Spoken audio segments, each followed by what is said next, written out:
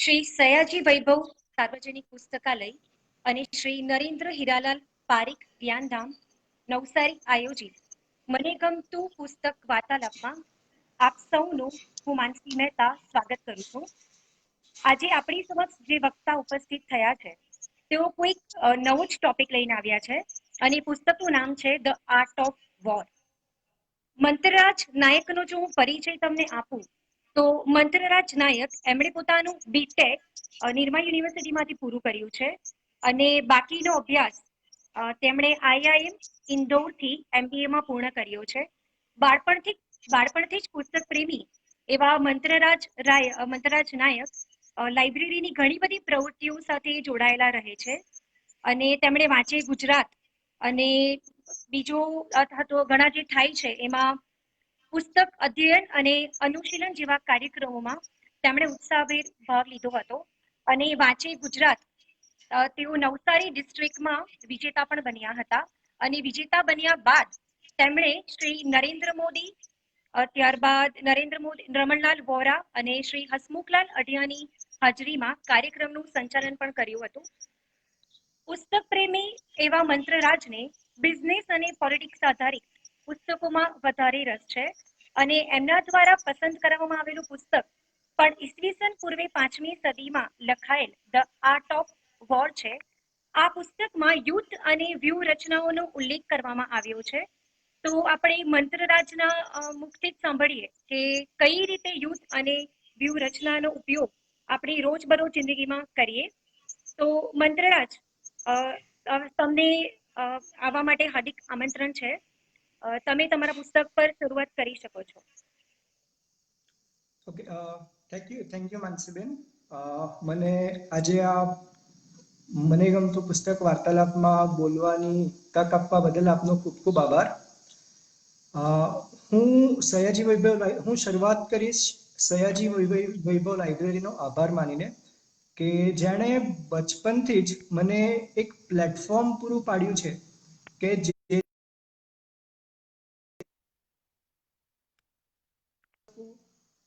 અને વિવિધ પ્રવૃત્તિઓ થ્રુ લાઇબ્રેરીએ નવસારીના યુવાને કઈ રીતે રાષ્ટ્રીય ફલક ઉપર મૂકી શકાય તે માટેની ઉત્તમ પ્લેટફોર્મ પૂરું પાડ્યું છે.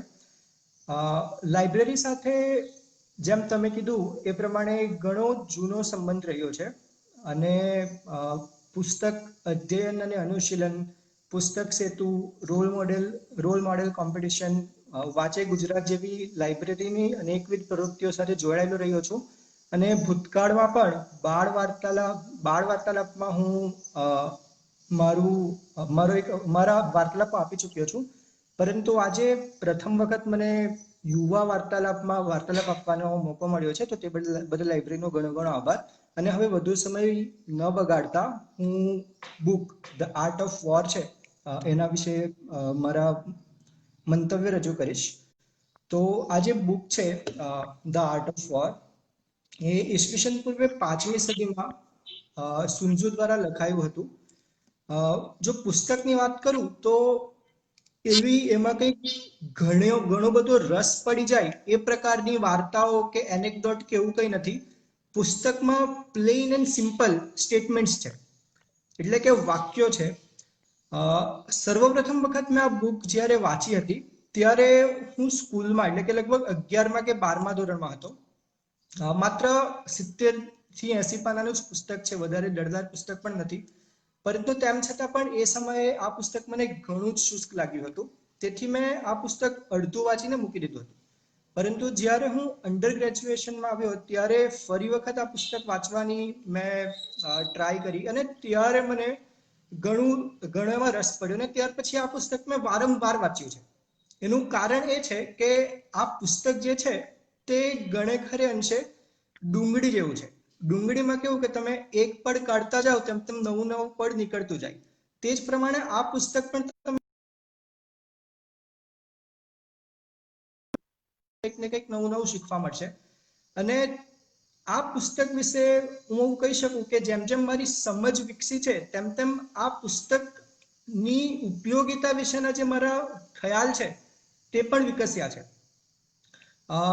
જો કે આજની જે આપણી ચર્ચા છે તેને હું ઘણે ખરે અંશે બિઝનેસ અને જે કન્ટેમ્પરરી ડિસ્કશન્સ છે તેને અનુલક્ષીને કઈ રીતે આર્ટ ઓફ વોર ઉપયોગી થઈ શકે તેના વિશે હું ચર્ચા કરીશ. કેમ કે આફ્ટર ઓલ આ પુસ્તક વિશે એવું કહી શકાય કે ધી આર્ટ ઓફ વોર આપણા રોજિંદા જીવનમાં પણ ખૂબ જ વધારે ઉપયોગી છે.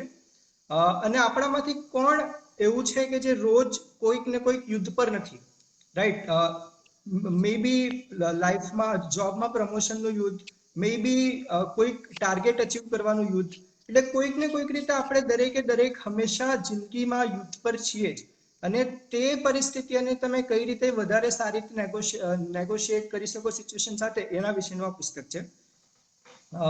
આ પુસ્તક વિશેની એક નાનકડી વાર્તા સંભળાવું તેવી કે ઇવાન સ્પીગલ કરીને સ્નેપચેટ જે એપ્લિકેશન છે, સ્નેપચેટ સોશિયલ મીડિયા, મે બી જે ટીનેજ ઓડિયન્સ છે ક્યાં તો કે જે આઈ થિંક મારી ઉંમરનું જે ઓડિયન્સ છે તે કદાચ આ સ્નેપચેટ એપ સાથે વધારે સારી રીતે કનેક્ટ કરશે. તો એ એપના જે ફાઉન્ડિંગ સીઈઓ છે ઇવાન સ્પીગલ, તેઓ જ્યારે સ્નેપચેટ કંપની નવી હતી ત્યારે તેઓ એક વખત માર્ક ઝકરબર્ગ કે જે ફેસબુકના ફાઉન્ડર છે એમને મળ્યા હતા. જ્યારે તેઓ માર્ક ઝકરબર્ગને મળ્યા હતા ત્યારે ઝકરબર્ગે તેમને કહ્યું હતું કે ભાઈ હા, ફેસબુક પણ છે ને તે પોક નામની એક એપ બનાવવાની તૈયારીમાં છે, ઓલરેડી કામ ચાલુ છે, અને આ એપ માર્કેટમાં આવી જશે તે ખરેખર ઘણું જ ઓછું રહેશે અને સ્નેપચેટ પર એક્ઝિસ્ટન્શિયલ ક્રાઇસિસ આવી જશે. તો આ વસ્તુથી ઇવાન સ્પીગલે આ વાતને પોતાના હૃદય ઉપર લઈ લીધી ને તે ટાઈમે સ્નેપચેટ કે જે ખાલી 6 જ એમ્પ્લોયની કંપની હતી, તેણે પોતાના 6 એમ્પ્લોય માટે આ આર્ટ ઓફ વોરની એક કોપી ખરીદી હતી ને આજની તારીખે પણ જે સ્નેપચેટ કંપની છે તે ચાલુ જ છે. ઇવન ધો ફેસબુકની હિસ્ટ્રી રહી છે કે જ્યારે એના કોમ્પિટિશનની પાછળ પડે છે તો એ કોમ્પિટિશનને એક્વાયર કરીને જ ચંપે છે, પરંતુ આ જે સ્નેપચેટ છે તે આજની તારીખે પણ ફંક્શનલ છે. તો એના નટશેલ એવું કહી શકાય કે જ્યાં પણ આજની આપણી રોજિંદા જીવનમાં જ્યાં પણ સ્પર્ધા ખૂબ જ ગતિશીલ, સક્રિય અને પ્રબળ છે, ત્યાં આર્ટ ઓફ વોરના જે પ્રિન્સિપલ્સ છે તેને ઉપયોગમાં લઈ શકાય. મેં કેટલીક નોટ્સ બનાવી છે જેને હું વારે વારે રિફર કરતો રહીશ. તો પુસ્તકની શરૂઆત થાય છે લેઇંગ પ્લાન્સ એટલે કે કઈ રીતે તમે પ્લાનિંગ કરો છો તમારી આખી વસ્તુનું. તો એ માટેના જે કેટલાક પેરામીટર્સ કીધા છે. સૌથી પહેલા છે તો મોરલ લો, એટલે કે કોઈ પણ રાજ્ય કે કોઈ પણ રાજ્યના જે લોકો છે તે પોતાના લીડર સાથે કેટલે અંશે રેઝોનેટ કરે છે, એટલે કે કેટલો સપોર્ટ કરે છે લીડરને, તેના વિશેની વાત છે. એ સૌથી પહેલું પેરામીટર છે. જો એના છે આપણી કોર્પોરેટના કન્ટેક્સમાં જોઈએ તો કોઈ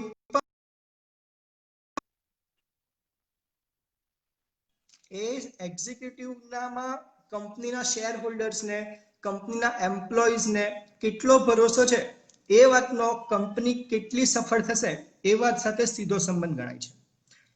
ત્યાર પછી એટલા માટે જ કદાચ કંપનીઓમાં છે ને તે કંપનીનું જે વિઝન ને મિશન છે ને, સ્ટેટમેન્ટ, એના ઉપર ખૂબ ભાર મુકાય છે.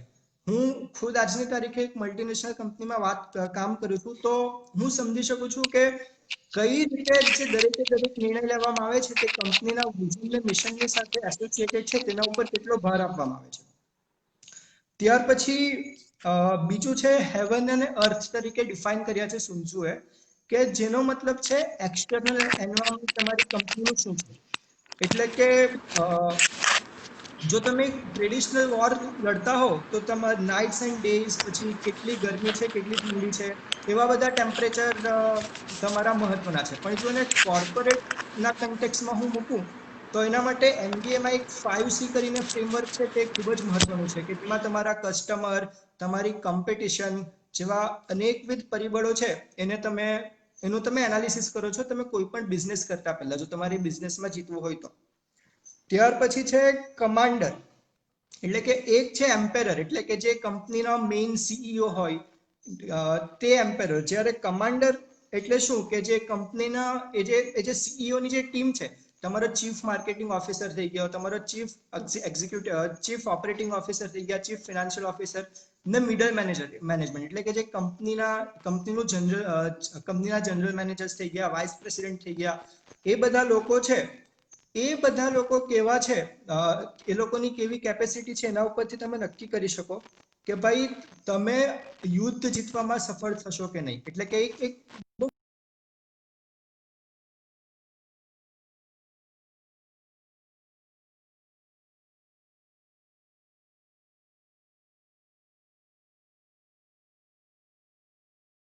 સ્ટ્રક્ચર છે, ફ્લેટ સ્ટ્રક્ચર છે, પછી કંપનીના પાર્ટનર્સ કોણ છે, ક્યાંથી કંપની પોતાનો કાચો માલ એક્વાયર કરે છે, કંપનીની લોજિસ્ટિક શું છે, કંપનીનું બિઝનેસ મોડેલ શું છે, એ બધી વસ્તુઓ મળીને આ બધા પરિબળો પરથી તમે નક્કી કરી શકો કે તમારા કોર્પોરેટ વોરમાં સક્સેસફુલ થવાના ચાન્સીસ કેટલા છે. સુન ત્ઝુ કહે છે કે ભાઈ art of war is based on deception. એટલે કે તમે છદ્મકલામાં કેટલા માહેર છો એના ઉપરથી એના ઉપર તમારી આ જે યુદ્ધ કલા છે તેનો ઘણું ડિપેન્ડન્સ રહે છે. એટલે કે when able to attack we must seem unable. એટલે કે જ્યારે તમે અટેક કરવા માટે સક્ષમ હો ત્યારે તમારે એવું બતાવવાનું કે તમે વીક છો. જ્યારે તમે તમારી પૂરી તાકાત લગાવી રહેલા છો ત્યારે તમે એવું બતાવો કે મતલબ આ તો કઈ છે જ નહીં, આઈ એમ જસ્ટ વેરી નોર્મલ. જ્યારે તમે તમારા ટાર્ગેટની નજીક છો ત્યારે એવું બતાવો કે ભાઈ તમે ઘણા દૂર છો. તેનાથી શું થશે કે તમારો જે દુશ્મન છે તે તમારી ખરેખર જે કેપેસિટી છે, જે તમારી ક્ષમતાઓ છે તેનો કોઈ પણ દિવસ સાચો ક્યાસ નહીં લગાવી શકે. ને જ્યાં સુધી એ ક્યાસ લગાવશે ત્યાં સુધીમાં તમે ઓલરેડી યુદ્ધ જીતી ચૂક્યા છો. ત્યાર પછી છે એટલે આ બધા જે વસ્તુઓ છે તે આખો પ્લાનિંગ ફેઝ છે. ત્યાર પછી તમે વોર શરૂઆત કરો ત્યારની વાત. તો આપણે જો આપણી ભારતીય ઇતિહાસની વાત કરીએ તો માઇથોલોજીમાં, હિસ્ટ્રીમાં બંને જગ્યાએ આપણે ઘણું કોમનલી એવું જોઈશું કે જે ઘેરો ગલવાની જે પ્રથા છે, એટલે કે જ્યારે યુદ્ધ ચાલતું હોય ત્યારે કોઈ બી કિલ્લો છે એની આજુબાજુ ઘેરો ગાલીને બેસી રહીને જ્યાં સુધી દુશ્મન થાકીને જ્યાં સુધી એનો સપ્લાય પતી ના જાય ત્યાં સુધી તે ઘેરો ગાલી રહી ને ત્યાર પછી છે ને તે દુશ્મન બહાર આવે ને ત્યાર પછી એને હરાવી દેવાની, એવી એક બહુ કોમન યુદ્ધ પ્રથા તે આપણે ત્યાં બહુ ફેમસ છે. જ્યારે સુન ત્ઝુ કહે છે કે જે આ ઘેરો ગાલવાની જે પ્રથા છે ને તે એટલી બધી ઇફેક્ટિવ નથી રહેતી ને આ પ્રથામાં તમે જેટલું એફર્ટ કરો ને એટલું તમારું આઉટપુટ નથી આવતું. એનું કારણ આપતા કહે છે કે તમે જ્યારે તમારા દુશ્મનનો ઘેરો ગાલીને ઉભારો છો એ સમયે દુશ્મન જે છે તે કિલ્લાની ટોચ ઉપર હશે. એટલે કન્ડિશન તમારા દુશ્મન માટે ફેવરેબલ હશે ને એટલે ઉપરથી એ તમારા ઉપર અટેક કરતો રહેશે, તમારી આર્મી તૂટતી રહેશે, તમે થાકતા રહેશો.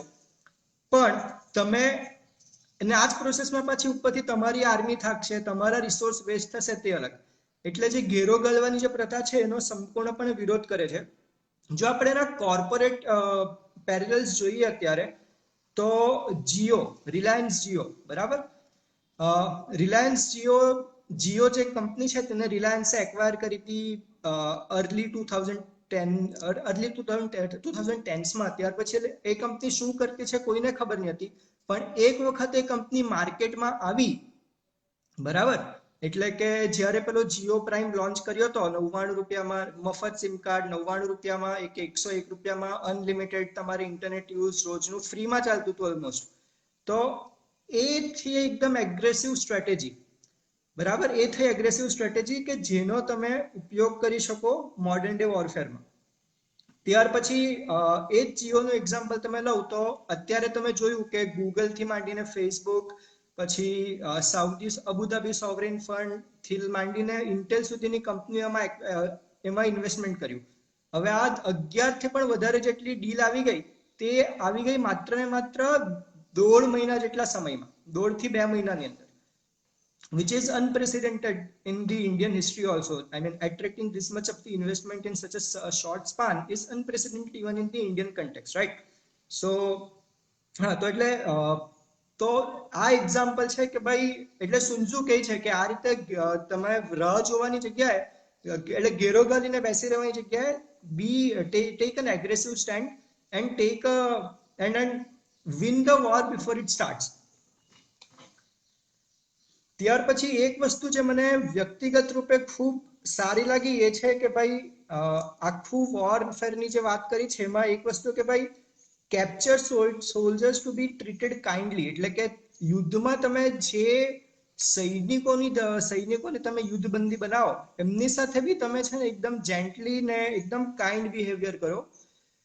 તો અત્યારે ઇવન અત્યારે આપણે એની અત્યારના ટાઈમે પણ એના પેરેલલ ડ્રો કરીએ તો જીનીવા વોર કન્વેન્શન જેવા જે ઇન્ટરનેશનલ ટ્રીટીઝ છે તે પણ આ જ વસ્તુ ઉપર એમ્ફેસિસ કરે છે.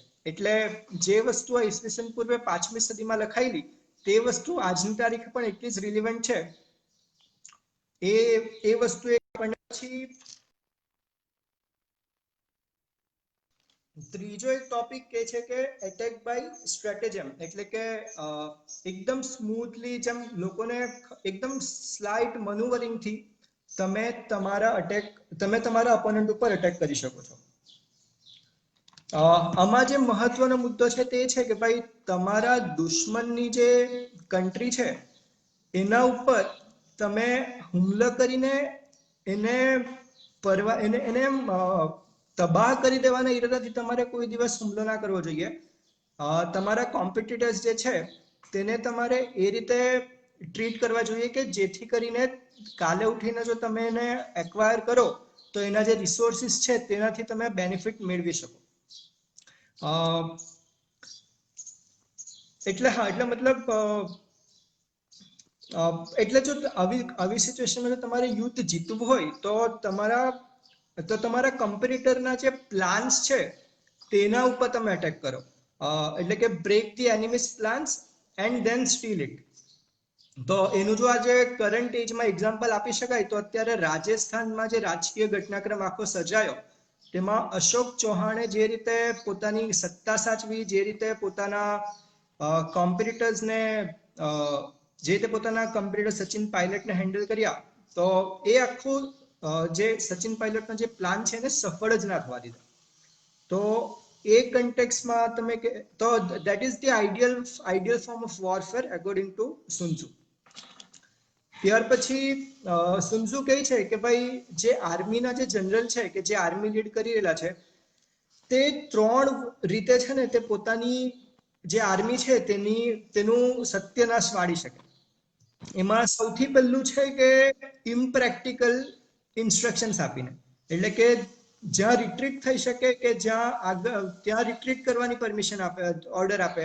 જ્યાં આગળ વધવાનું શક્ય નથી ત્યાં આગળ વધવાની ઓર્ડર આપે. તો એવા કન્ડિશનમાં ઘણે ખરે અંશે કારણ હોઈ શકે ક્યાં તો ઇમોશન ક્યાં તો ઈગો. જ્યારે જનરલ આ 2 કારણોથી પોતાના ડિસિઝન લે છે ત્યારે આવી રીતે ઇમ્પ્રેક્ટિકલ ઇન્સ્ટ્રક્શન એ પોતાની આર્મીને આપશે ને જેના કારણે પોતાની આર્મીનું સત્યનાશ વાળશે. આનું જો એક આજના ટાઈમમાં એક્ઝામ્પલ આપવું હોય તો એ છે ટાટા અને એરલાઇન બિઝનેસ. જેઆરડી ટાટાએ જ્યારે મિડ 90sમાં જ્યારે ભારતની પ્રથમ એરલાઇન સ્થાપેલી એ સમયે એરલાઇન્સમાં એરલાઇન્સ ઇન્ડસ્ટ્રી એટલી બધી એક્સપ્લોર નહીં હતી, પરંતુ તેમ છતાં પણ એરલાઇન્સ ઇન્ડસ્ટ્રીમાં વેન્ચર કરેલું ને ત્યાર પછી જવાહરલાલ નહેરુએ એને ટેક ઓવર કરીને ત્યાર પછી એ એર ઇન્ડિયા બનેલી, એ એરલાઇન્સ. પરંતુ તે સમયથી ટાટાએ છે ને તે એરલાઇન્સ ઇન્ડસ્ટ્રીમાં આવવા માટે ઘણા ટ્રાય કરેલા, કેમ કે આ જેઆરડી ટાટાના વખતની જે બિઝનેસ હતો ને એની સાથે ઇમોશનલ એટેચમેન્ટ હતું. હવે જો તમે પ્રેક્ટિકલી વિચારો તો એરલાઇન્સ ઇન્ડસ્ટ્રી વિશે એવો જોક બહુ ફેમસ છે કે ભાઈ જો તમારે કાલે ઉઠીને જો કરોડપતિ થવું હોય તો શું કરવાનું? તો કઈ નહીં, તમારે 1 અબજ રૂપિયાથી સ્ટાર્ટ કરવાનું, એક એરલાઇન્સ ખોલવાની ને ત્યાર પછી તમે એમાં એટલી નુકસાન વેઠશો કે તમે છેલ્લે કરોડપતિ બનીને રહી જશો. તો ઇવન દો એટલે આ વાસ્તવિકતા છે એરલાઇન્સ ઇન્ડસ્ટ્રીની, પણ તેમ છતાં પણ ટાટાસ જે છે તે લોકો એરલાઇન્સ ઇન્ડસ્ટ્રી સાથેનો ટાટાનો જે મોહ છે તે છૂટતો નથી. તો તે કેમ કે જે નિર્ણય જે લેવાય છે તે ઇમોશનલી લેવાય છે. જ્યારે એની કમ્પેરિઝનમાં તમે રિલાયન્સનું એક્ઝામ્પલ લો તો રિલાયન્સ એકદમ સ્ટ્રેટેજિક અને એકદમ લોજિકલ ડિસિઝન લે છે. તો જેમ કે રિલાયન્સ જ્યારે શરૂઆત થયેલી ત્યારે એ માત્ર એક કપડા બનાવતી કંપની હતી ને ત્યારથી પછી એ ડાયવર્સિફાઈ કરતી ગઈ ને આજે રિલાયન્સ નું તમે કપડામાં નામો નિશાન બી જોતા નથી. કેમ કે એમણે જોયું કે ભાઈ એ બિઝનેસ પ્રોફિટેબલ નથી, તેમણે એક્ઝિટ મારી લીધી. તો એ થઈ ગયો કોર્પોરેટ એક્ઝામ્પલ કે these are 3 ways by which the general can bring misfortune to the army. ત્યાર પછી એ જ એમાં બીજો મુદ્દો છે કે govern the army the same way you administer a kingdom. એટલે કે એવું કહેવાય છે કે ભાઈ જે લીડર્સ વોર ટાઈમમાં સક્સેસફુલ હોય તે જ લીડર છે તે પીસ ટાઈમમાં સક્સેસફુલ ના પણ હોય અને વાઇસા વર્સા. ઇવન બ્રિટનનું એક્ઝામ્પલ ફેમસ છે કે જ્યારે ચર્ચિલ સેકન્ડ વર્લ્ડ વોર વખતે ચર્ચિલે બ્રિટનને ભલે ગમે એટલી ભવ્ય જીત અપાવી પણ એક વખત વોર પતી ગયો એટલે લોકોએ ચર્ચિલને હરાવી દીધેલા ઇલેક્શન. તો એનું કારણ સિમ્પલ છે કેમ કે જે ક્વોલિટી તમને સ્ટેટ ગવર્ન કરવા જોઈએ એ જ ક્વોલિટી તમને યુદ્ધ જીતવામાં ના જોઈએ. એટલે બેઝિકલી જ્યારે તમે ખરા ટાઈમ એઝ અ કંપની જ્યારે તમે એક ખરા કામ માટે ખરા વ્યક્તિની નિમણૂક નથી કરતા તે સમયે તમારું પતન નિશ્ચિત છે એવું અર્થઘટન સંજુના સ્ટેટમેન્ટનું કરી શકાય. ને આ જ સેમ લાઈન ઓફ થોટમાં કે ડિપ્લોઈંગ ઓફિસર વિધાઉટ ડિસ્ક્રિશન, એટલે કે એ જ કે કોણ કઈ જગ્યાએ સારું છે એનો તમારે ક્યાસ લગાડીને ત્યાર પછી તમે માણસની નિમણૂક કરો તો એ તમારા આર્મીના જનરલનું કર્તવ્ય છે કે જેથી કરીને કંપની વધારે સારી રીતે કામ કરી શકે. ત્યાર પછી ક્યારે લડવું અને ક્યારે પડતો મૂકવું તે માટેની તે નક્કી કરવું એ પણ ખૂબ મહત્વનું છે. ઇનફેક્ટ તમે જો કૌટિલ્ય નીતિ વાંચો, ચાણક્ય નીતિ વાંચો ચાણક્યની, તેમાં પણ આ વસ્તુ ઉપર ઘણો ભાર મુકાયો છે કે તમે ક્યારે લડવું અને ક્યારે ભાગી જવું તે જે માણસ નક્કી કરી શકે તે માણસ એક સાચો યોદ્ધા બની શકે. મતલબ you can not win all the war and because not all the wars are worth to be fought. તો એ રીતની પેલું છે. ત્યાર પછી army is animated through the ranks, એટલે કે એનો મતલબ એવો થયો કે ભાઈ જ્યારે તમારી કંપની કે એટલે તમારી જે આર્મી છે તેને અલગ અલગ સમયે અલગ અલગ વસ્તુની જરૂરિયાત છે. એટલે તેને કોર્પોરેટમાં માઇક્રોસોફ્ટના એક્ઝામ્પલથી હું તમને સમજાવું તો જ્યારે બિલ ગેટ્સે માઇક્રોસોફ્ટ છોડી તે વખતે માઇક્રોસોફ્ટની ઘણી ડોમિનન્ટ પોઝિશન હતી માર્કેટમાં. એટલે તે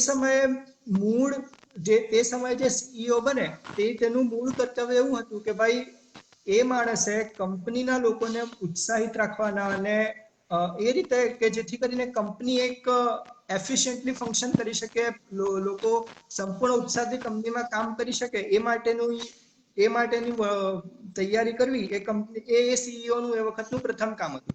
એટલા માટે સ્ટીવ બાલ્મેર કે જે માઇક્રોસોફ્ટના સીઈઓ બનાવ્યા હતા એવું કહેવાય છે કે એ જે સીઈઓ છે એની ઘણી કેરિસ્મેટિક પર્સનાલિટી. જ્યારે એની કમ્પેરિઝનમાં તમે અત્યારના સત્ય નાદેલા જો તો એટલે કરિશ્મા નહીં મળે એમ. તો પણ ત્યાર પછી માઇક્રોસોફ્ટને પ્રોડક્ટ્સમાં ઇનોવેશન કરવાની જરૂર પડી તો એના માટે એ માટેની કંપનીની જરૂરિયાત હતી એ સમય ઇનોવેશનની. તો તેથી કરીને સત્ય નાદેલાને સીઈઓ બનાવવા. ત્યાર પછી આ જ ફિલ્ડમાં બીજું એક્ઝામ્પલ આપું તો એવું કહેવાય કે 2009ના ઇલેક્શનમાં જ્યારે બીજેપીની લોકસભા ઇલેક્શનમાં ડિફીટ થયેલી ત્યાર પછી કંપનીની જે પાર્ટીની જે કેડર છે તે એકદમ હતોત્સાહ થઈ ગયેલી હતી. તો એને કોન્સ્ટન્ટલી મોટિવેટ કરી શકે એ પ્રમાણેના લીડરની જરૂર હતી. તો એટલા માટે તમે જુઓ તો 2012થી શરૂ કરીને 14 સુધીનો જે ગાળો છે ઇલેક્શન બીજેપી જીત્યું ત્યાં સુધીમાં મોદીજી છે તેમણે જે રીતે બીજેપીના કાર્યકર્તાઓને પ્રોત્સાહિત કર્યા તો એ સમયની જરૂરિયાત હતી. ને ત્યાર પછી અમિત શાહજીને પ્રેસિડેન્ટ બનાવાયા કેમ કે કાર્યકર્તા ઓલરેડી ઉત્સાહિત હતા જ. હવે એફિશિયન્સીનું કામ હતું કે જેમાં અમિત શાહની માસ્ટરી કાઢી છે. ત્યાર પછી સુનજો બીજું કઈ છે કે ભાઈ તમે તમારા કોમ્પ્યુટરને જાણો ને તમારી જાતને પણ જાણો અને કોમ્પ્યુટરને પણ જાણો. આ બંનેને તમે જાણશો તો તમે સક્સેસફુલ બની શકશો. ને આ માટે હું આગળ વાત કરીશ કે જ્યારે આપણે સ્પાય વિશે વાત કરીએ જાસૂસો વિશે ત્યારે હું આગળ આ પોઈન્ટની ચર્ચા કરીશ. ત્યાર પછી બીજું એક આર્ટ ઓફ વોરમાં એક ઉમદા જનરલ માટે સુનજોએ કહ્યું છે કે skillful leader subdues the enemy's troops without fighting, એટલે કે જે લડાઈ થાય એ પહેલા જ જે જીતી જાય તે ખરો આર્મી મેન કહેવાય, તે જ ખરો સ્કિલફુલ લીડર કહેવાય, એવું સુંઝો કહે છે. ને આઈ થિંક આ સંપૂર્ણપણે મારું મંતવ્ય છે કે આઈ થિંક એના કારણે જ આજે આત્મનિર્ભર ભારત માટેનો જે પુશ આપણે જોઈએ છીએ તે કદાચ અહીંયા લાગુ પાડી શકાય. કેમ કે ચાઇના જે છે તે આજની ભલે ઘણી બધી કંપનીઓ આજે ચાઇના છોડી રહી છે પ્રોડક્શન માટે, તેમ છતાં પણ આજની તારીખે ચાઇના જે છે તે દુનિયાનું પ્રોડક્શન હબ બનીને બેઠું છે. ને જ્યાં સુધી ને એના લીધે ચાઇનાએ આજે કંઈ પણ કરવાની જરૂર નથી.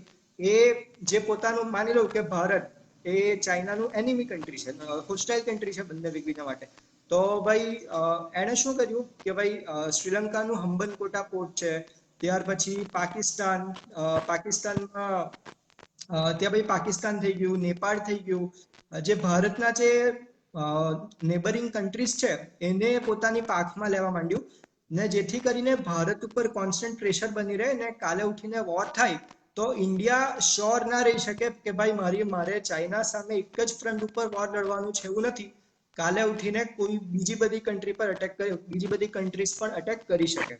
એટલે એ માટે એટલે એ રીતનું એટલે ભારતે કાલે ઉઠીને જો હુમલો કરવો હોય તો પણ એ ખૂબ વિચાર માંગી લેતો ડિસિઝન છે. તો that is why it is said કે skillful leaders subdues the enemy's troops without fighting them. ને ઓફકોર્સ પોતાની ફિનાન્શિયલ માઇટના જોડે તો ચાઇના એ આફ્રિકાના ઘણા બધા કન્ટ્રી હોય કે પછી એશિયાના ઘણા કન્ટ્રી હોય એ લોકોને ઓલરેડી પોતાની પાંખમાં કરી લીધા છે. ને આ બધાનો ફાયદો એ થાય કે ડિપ્લોમેટિક વોરફેર જ્યારે યુએનમાં વોટિંગ આવે ત્યારે ચાઇનાના પક્ષમાં આ બધી કન્ટ્રીઝ વોટ કરે એવી સંભાવનાઓ આ બધા ફિનાન્શિયલ લીડને લીધે ઘણી વધી જતી હોય છે.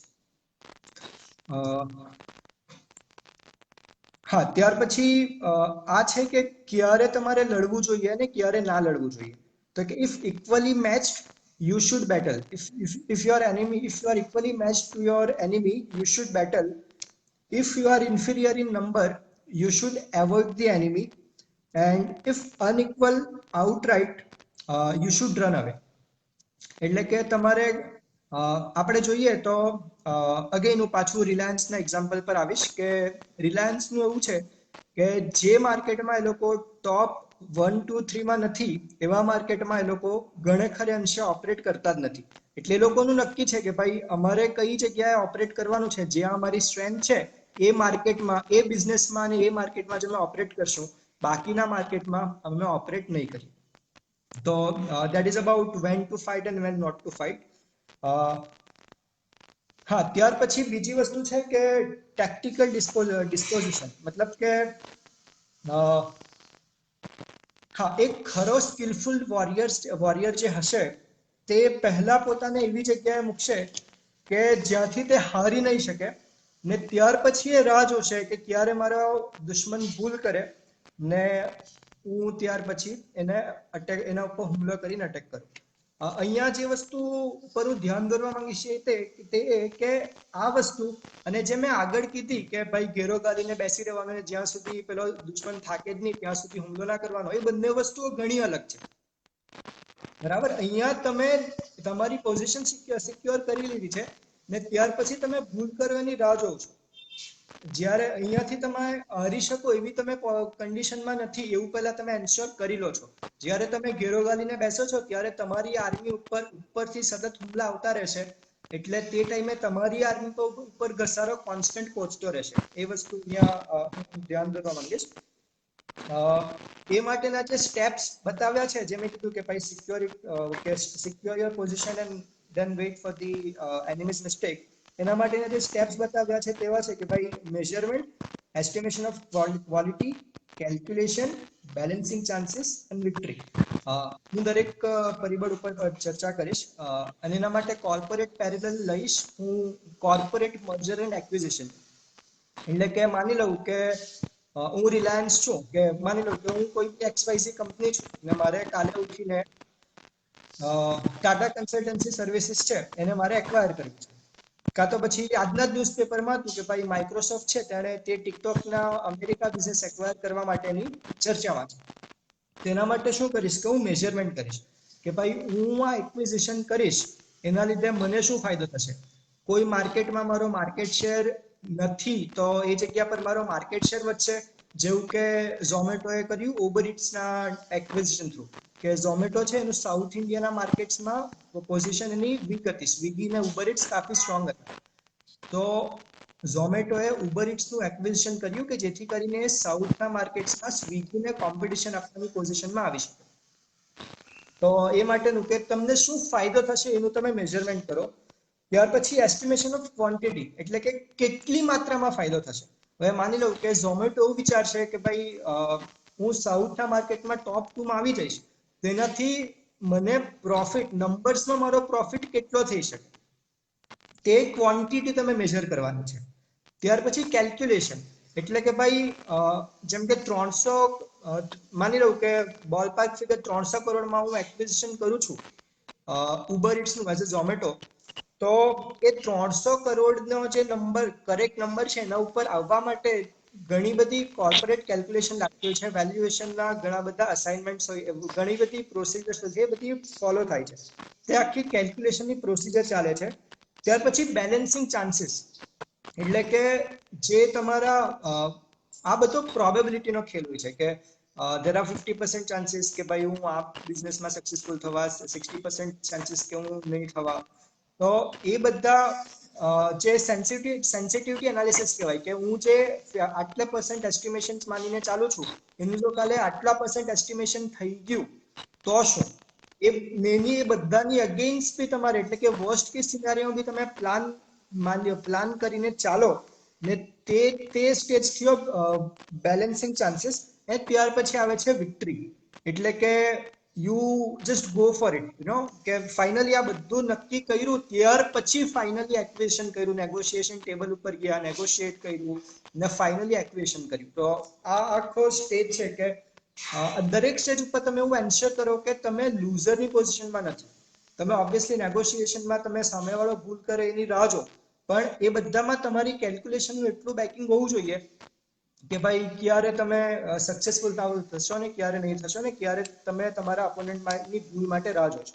ને ત્યાર પછી જે બીજો અગત્યનો પોઈન્ટ છે કે હા, આ બધી વસ્તુ મેં કરી ને ત્યાર પછી નેગોશિએશન ટેબલ ઉપર માની લઉં કે ભાઈ મને ખબર છે કે મેક્સિમમ હું જે પ્રોપર્ટી, હું જે કંપની એક્વાયર કરવા માંગુ છું એની વેલ્યુ 1000 કરોડ છે, હું 1000 કરોડ રૂપિયામાં આ કંપની એક્વાયર કરવા તૈયાર છું, ને ત્યાર પછી સામેનો માણસ 2000 કરોડ રૂપિયા માંગીને ઉભા રહે, તો તમારે એ નેગોશિએશન ટેબલ ઉપરથી ઉઠી જવાનું, તે વસ્તુની પણ તમારી પાસે મેન્ટલ કેપેબિલિટી હોવી જોઈએ, તે પણ કહે છે. ત્યાર પછી વોરફેર બાય ઇનડાયરેક્ટ મેથડ, તો એના માટે સુન્ઝુ કહે છે કે ભાઈ there are 3 basic colors are limited, એટલે કે ઇવન આપણા ગુજરાતીમાં પણ કહેવાય છે કે ભાઈ લાલ, પીળો ને વાદળી મૂળ રંગ કહેવાય, ને બાકીના જે બધા રંગ છે તે ભાઈ એમાંથી એ બધા કલરમાંથી જ બને. તેવી જ રીતે સુન્ઝુ કહે છે કે ભાઈ જ્યારે when it comes to the methods of war there are just 2 methods, direct and indirect, ને પણ એના એ બંનેના બેટર કોમ્બિનેશનથી જ તમે ઘણી બધી લડાઈઓ જીતી શકો છો. એક ઇનડાયરેક્ટ મેથડનું એક એક્ઝામ્પલ આપું તો જ્યારે કોઈ કંપની તમારું હોસ્ટાઇલ ટેક ઓવર કરવા માટે ટ્રાય કરે, હોસ્ટાઇલ ટેક ઓવર એટલે માની લો કે L&T ને માઇન્ટ્રીનું ગયા વર્ષે થયું હતું કે ભાઈ માઇન્ટ્રીના જે પ્રમોટર્સ છે તે લોકોએ L&T ના મેમ્બર્સ તો એક્વાયર નહીં થયું હતું, પણ જે કોફી CCD કેફે કોફી ડેના જે હવે તો સ્વર્ગસ્થ એવા જે સિદ્ધાર્થ હતા, તેમને પૈસાની જરૂર હતી તો એમણે પોતાનો શેર છે L&T ને વેચ્યો હતો. તો એ રીતનું જે ટેક ઓવર પ્રોસિજર હોય તેને હોસ્ટાઇલ ટેક ઓવર કહેવાય.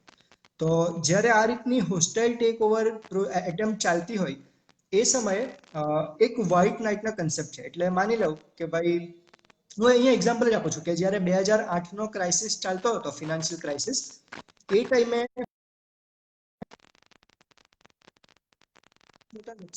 આવી ગઈ હતી ને એવા ચાન્સીસ હતા કે ભાઈ એનું પોર્શનું હોસ્ટાઇલ ટેક ઓવર થઈ જાય. હવે હોસ્ટાઇલ ટેક ઓવરનો ગેરફાયદો એ થાય કે ભાઈ જે નવો બાયર આવે, જે નવો ઓનર આવે, તે બની શકે કે તમારી જે કંપની છે એની વેલ્યુઝ સાથે કે એની પ્રોડક્ટ લાઇન સાથે એગ્રીમેન્ટમાં ના હોય, તો જે આખી લેગસી પ્રોડક્ટ, પોર્શ જેવી લેગસી પ્રોડક્ટ હોય તેની આખી લેગેસી બરબાદ થઈ જાય. તો એવું ના થાય એટલા માટે ફોક્સ વેગન આઈ ગેસ, હા ફોક્સ વેગને પોર્શને છે ને તે એક્વાયર કરી હતી ને એવું કીધું હતું કે ભાઈ તમારા જે ઓપરેશન છે એ રીતે જ રહેશે, ખાલી અમારી ઓનરશિપ રહેશે. તો આ રીતના ફ્રેન્ડલી એક્વાયરને તમે ઇન્વાઇટ કરો કે જેથી કરીને એ લોકો કંપની એક્વાયર કરી લે, બીજું કોઈ એ કંપની એક્વાયર ના કરી શકે ને તમારી પ્રોડક્ટ લાઈન ફીચર રહે. તો આ જ રીતની જે વોરફેર છે તેને ઇનડાયરેક્ટ મેથડ કહેવાય, કે તમે બીજાની મદદ લઈને તમે અહીંયા આ રીતે તમારી કંપની બચાવો છો એઝ અ પોર્શ. તો હા, ચાણક્યએ બી ચાણક્ય નીતિમાં આ વિશે કીધું છે કે ભાઈ દુશ્મનનો દુશ્મન દોસ્ત. એ વિશે તો આપણે બધા પરિચિત છીએ જ. ત્યાર પછી ઇનડાયરેક્ટ મેથડનો બીજો એક્ઝામ્પલ આપું તો ચાઇના જે છે તે ચાઇનીઝ કંપનીઝ જે છે તે લોકો ઇન્ડિયન માર્કેટમાં એટલા બધા ઇફેક્ટિવ નથી રહ્યા હિસ્ટોરિકલી ઓટોમોબાઈલ સેક્ટરમાં, એટલે કે કાર માર્કેટમાં.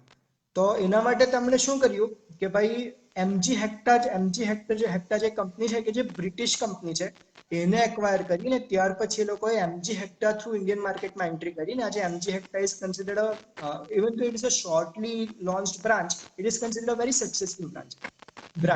So that is the another example of indirect method of warfare. Then પછી બીજું એક એક્ઝામ્પલ આપું તો કોકો કોલા અને પેપ્સી. જો તમે કોઈ બી સ્કૂલમાં જાઓ તો 101% ખાતરી છે કે તમારી દર ટર્મમાં તમારે કોઈને કોઈ કેસ તો કોકો કોલા અને પેપ્સીની લડાઈ ઉપર હોય જ.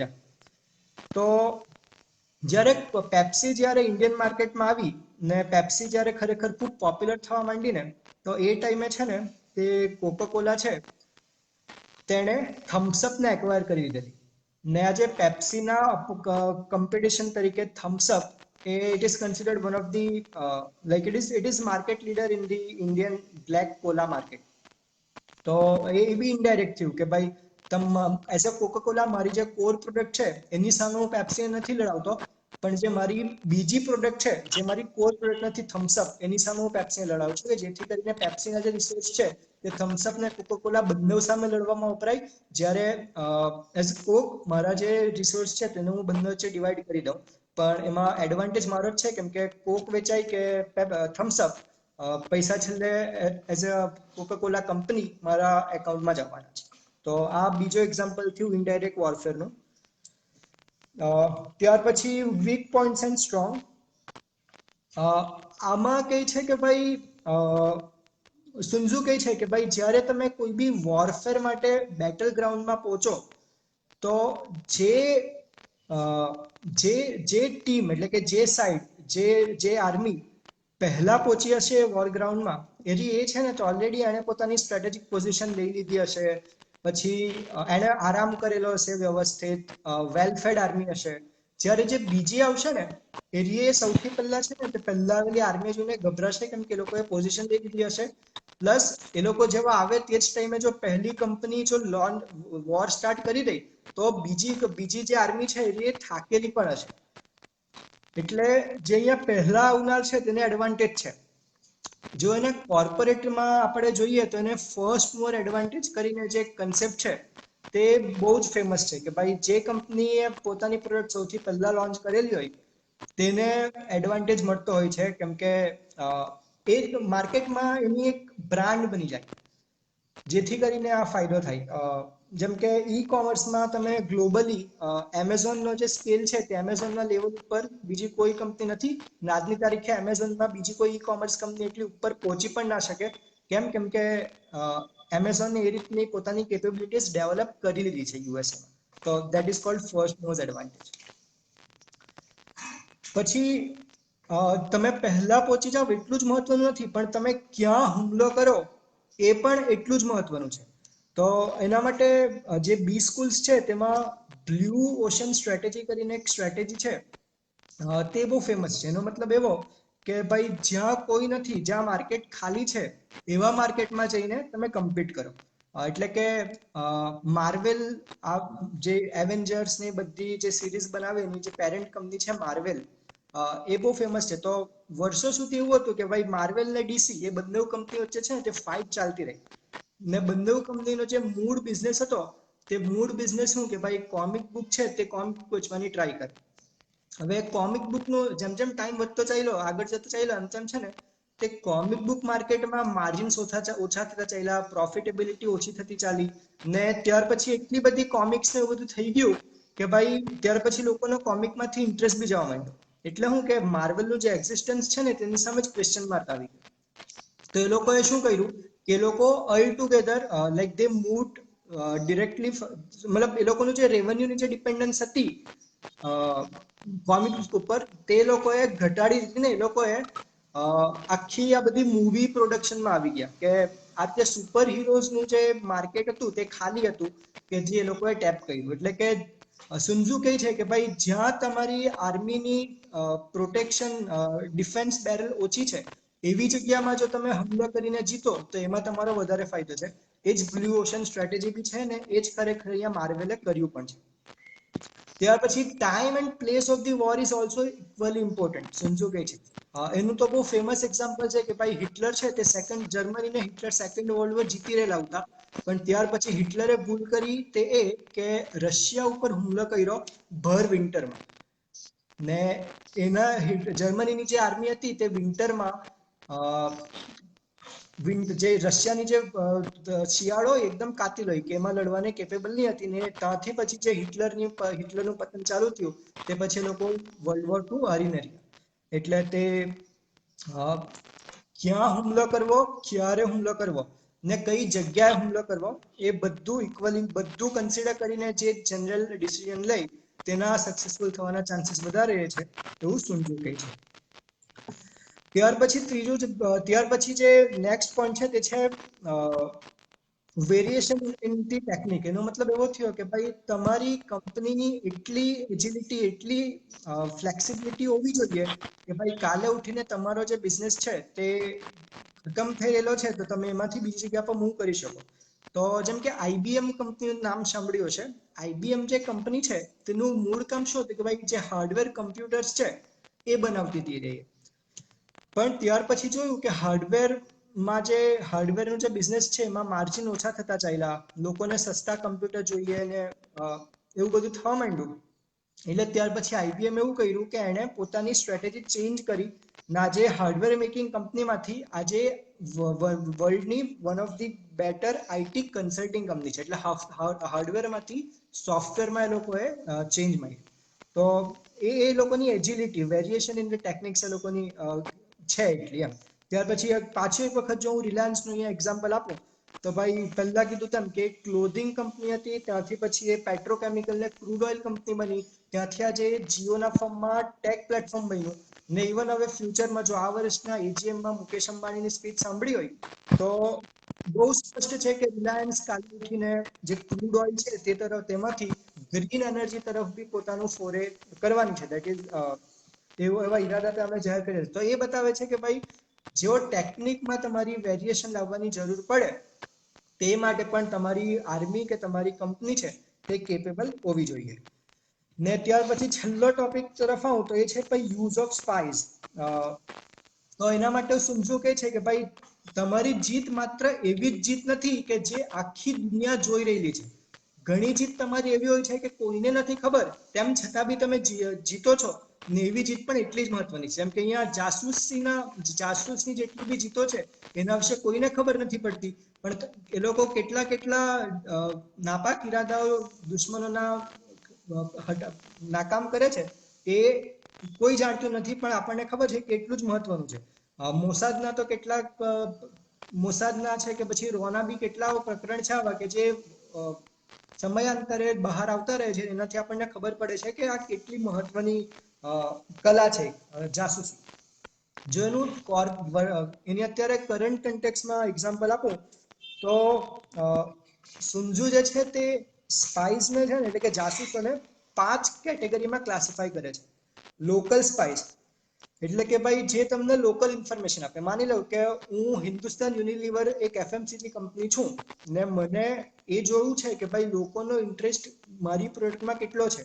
તેના માટે હું એક વસ્તુ છે સેલ્સના ફિગર્સ ઉપર રિલાય કરી શકું. પણ એ સેલ્સના ફિગર મને એક ક્વાર્ટર પછી આવે. જો હું ક્વાર્ટર સુધી રાહ જોઈને બેસી રહું તો ત્યાં સુધીમાં જો મારો કોઈ કોમ્પિટિટર છે તે મને પછાડી શકે એવી ફૂલ ચાન્સીસ છે. તેના માટે હું શું કરું કે ભાઈ આજે મારા દુકાનદાર છે, જે મારા રિટેલર છે, એ લોકો પાસેથી હું ઇન્ફોર્મેશન લઉં કે ભાઈ મારી બ્રાન્ડમાં, મારી પ્રોડક્ટમાં લોકોનો કેટલો ઇન્ટરેસ્ટ છે, કોમ્પિટિટરની પ્રોડક્ટમાં કેટલો ઇન્ટરેસ્ટ છે, ને બધાના બેઝિસ ઉપર હું મારી જોડે ઇન્ફોર્મેશન લઉં. તો એ થઈ ગયા લોકલ સ્પાઇસ. ત્યાર પછી invert spice and converted spice. તો એને છે ને ત્યાં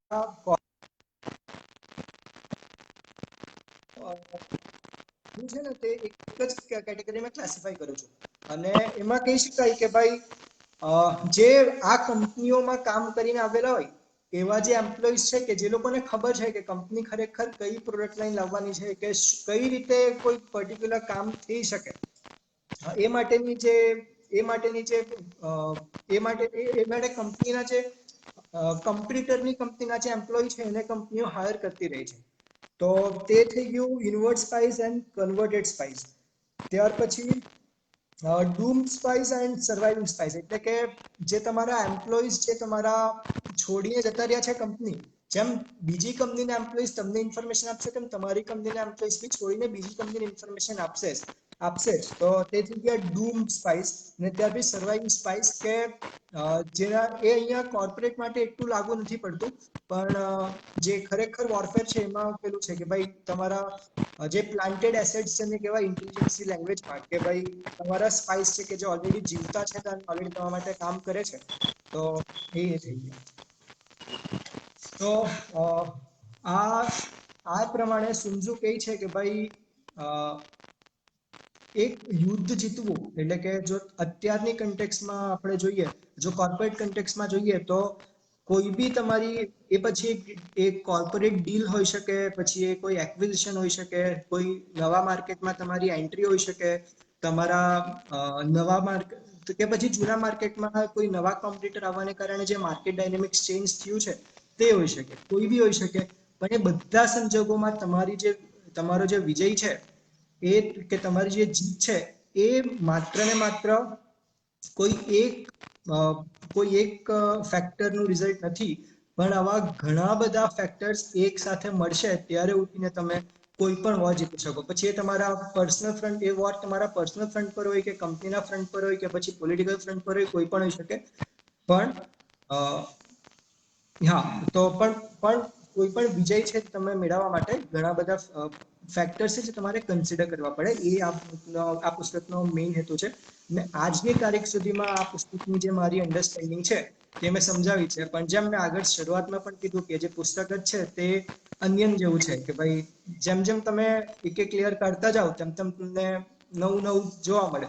તેવું કે તમે ભાઈ જેમ જેમ અલગ અલગ વખત તમે વાંચતા જાવ આ પુસ્તક, તેમ તેમ તમને આ પુસ્તક વિશે નવી નવી વસ્તુઓ જાણવા મળશે, તમને અલગ અલગ પર્સપેક્ટિવ મળશે.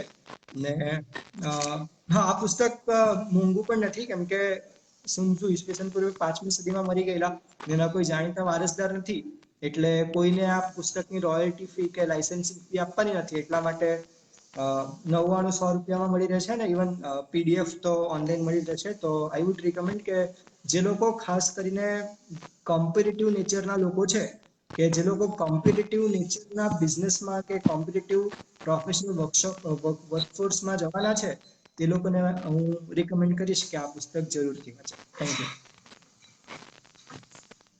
ઘણું સરસ મંત્રરાજ, ઘણી સરસ રીતે એક્સપ્લેનેશન કર્યું તમે. અને કદાચ ખરા અર્થમાં જે 5મી સદીમાં જે લખાયું એની સ્ટ્રેટેજી આપણે જે રોજિંદા લાઈફમાં જોઈએ અને જે લેટેસ્ટ એક્ઝામ્પલ છે એ ઘણા તમે સરસ કમ્પેર કરીને સમજાયું. અને હવે આપણે દર્શકો શ્રોતાઓ તરફથી પ્રશ્નોત્તરી આપણે આવકારીએ છીએ. તો શ્રોતાઓની વિનંતી કે તમારા કોઈ પણ પ્રતિભાવ હોય અથવા તો કોઈ સવાલો હોય તો તમે મંત્રરાજને કરી શકો છો. અમે ટ્રાય કરીશું કે તમારા દરેક પ્રશ્નોના જવાબ અહીંથી અપાય.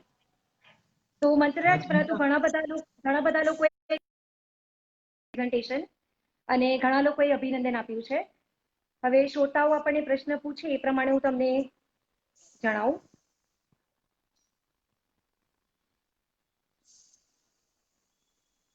ઘણા બધાનું કેવું છે, કરણ કટીરાનું કેવું છે કે very wonderful informative information and live examples of business today. ઘણી સરસ પુસ્તક પસંદગી, યુવા માટે એકદમ અનુરૂપ.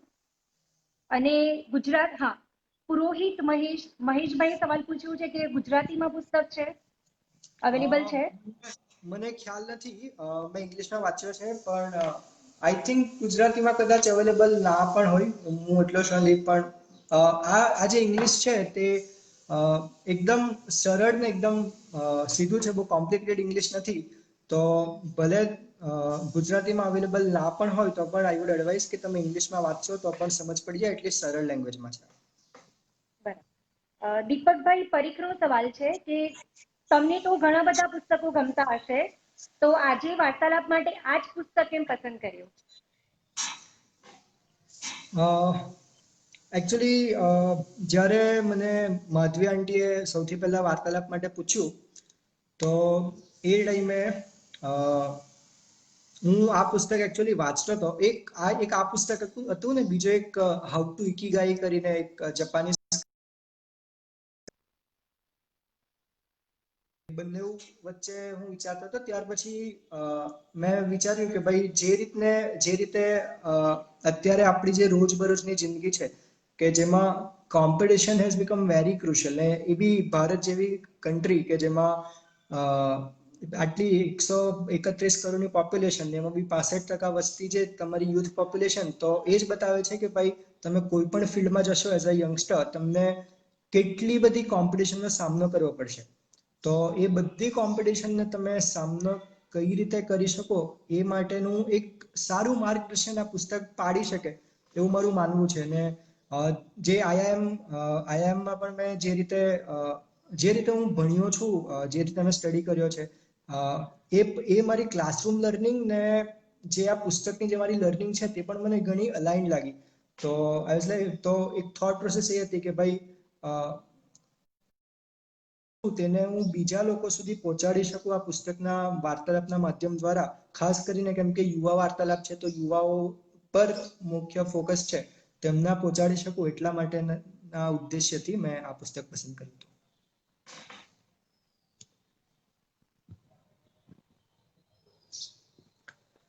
ત્યાર પછી બીજો એક ક્વેશ્ચન છે માધવી આંટીનો કે wonderful speech with great study.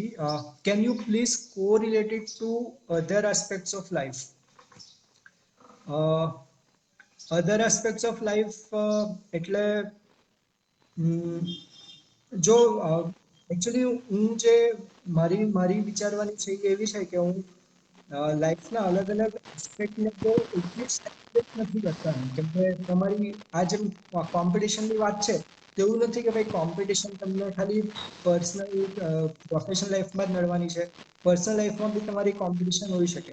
એટલે હા, ઇવન તો મારો પર્પઝ એ હતો કે હું મોટા ભાગે આ પુસ્તકને કોર્પોરેટના માધ્યમ સાથે જોડીશ, પણ આ પુસ્તકની જે લર્નિંગ છે તો તમે કોઈ પણ ફિલ્ડમાં તમે એપ્લાય કરી શકો એવું છે. ઇનફેક્ટ મેં મારી આ વાર્તાલાપમાં પણ મેં વચ્ચે આ જ વસ્તુને પોલિટિક્સ સાથે પણ કનેક્ટ કરી હતી કે કઈ રીતે રાજસ્થાનમાં જે આખો ઘટનાક્રમ સર્જાયો અશોક ગેહલોતની સરકાર સાથે અને સચિન પાયલટ સાથે, એમાં કઈ રીતે આ પુસ્તકની લર્નિંગ તમે અપ્લાય કરી શકો એ વિશે મેં થોડું સમજાવ્યું.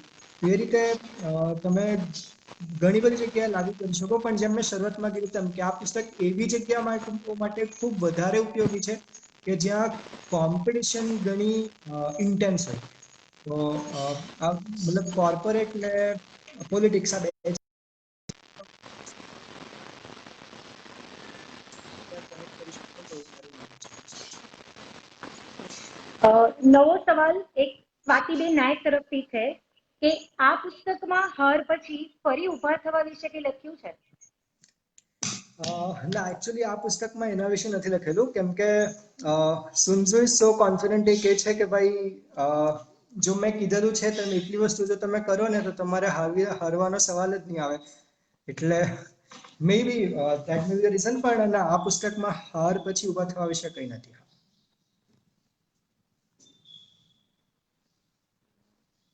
ઓકે, ફરી પાછો એક સવાલ છે કે તમારા હિસાબે સફળ બિઝનેસમેન બનવા માટે શું જરૂરી છે? કરણ કટીરા, એના તરફથી સવાલ છે. What all you need to have સફળ થવા માટે, સફળ બિઝનેસમેન થવા માટે, what all you need to have? See, personally, I don't feel I'm qualified enough to answer that question because કેમ કે હું ખુદ જોબ કરું છું, હું ખુદ એક entrepreneur નથી. તો possibly someone who has exposure to entrepreneurship might be in a better position to answer the question, and I might not be the ideal person to answer that. So yeah, that is my answer. But based on what I have read and what I have heard from various let's say venture capitalist and what I've read is ki, the team that is trying to handle the company and the product that you are trying to sell, these two are considered very crucial factors for being a good entrepreneur. But again, this is what I have read, and I'm not the authority to answer this question from the personal experiences because I personally don't have such experiences. Okay, Mantraraj, લગભગ ઘણા સવાલો હવે પૂરા થયા છે ને સમય પણ કદાચ આપણો થઈ ગયો છે હવે. હા. તો વાર્તા સયાજી વૈભવ લાઇબ્રેરીમાં યુવા વાર્તાલાપમાં ભાગ લેવા માટે આપણે ઘણો ઘણો અભિનંદન. અને જે પણ શ્રોતાઓ અત્યારે નિહાળી રહ્યા છે એમના જાણ માટે કે દર મહિનાના પહેલા શનિવારે યુવા વાર્તાલાપ યોજાય છે, બીજા શનિવારે બાળ વાર્તાલાપ યોજાય છે, ત્રીજા શનિવારે મહિલા વાર્તાલાપ અને ચોથા શનિવારે સર્વજન વાર્તાલાપ યોજાય છે. તો અચૂકથી તમારે લાભ ઉઠાવવા માટે તમે આવી શકો છો, પરંતુ અત્યારે સમય સંજોગના હિસાબે અમારો નવતર પ્રયોગ પણ અમે શરૂ કર્યો છે અને ઓનલાઈન તમે નિહાળી રહ્યા છો. એમાં કંઈક આવી હોય તો એના માટે હું ક્ષમા માંગુ છું અને અમારી સમસ્ત ટીમ તરફથી આપ સૌને થેન્ક યુ અને આભાર. તો અહીં આપણે આપણો વેબિનાર પૂરો કરીએ છીએ. Thank you.